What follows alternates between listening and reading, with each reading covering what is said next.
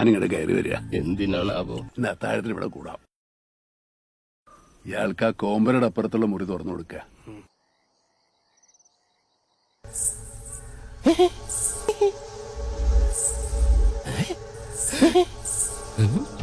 എന്തോ കിലുങ്ങുന്നുണ്ട്. ഇങ്ങനെ നിൽക്കുന്നോണ്ടായിരിക്കും. ഇരിക്ക. യമനെ കൊന്നയാമ്പ കൊമ്മിട്ടിരിക്കുന്ന പാർട്ടിയായ യക്ഷിപ്പറമ്പെന്ന് പറഞ്ഞത് പിടിച്ചില്ലായിരിക്കും.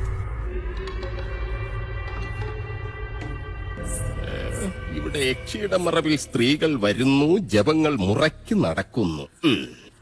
അങ്ങനെ ചിന്തിക്കാൻ പോലും പാടില്ല.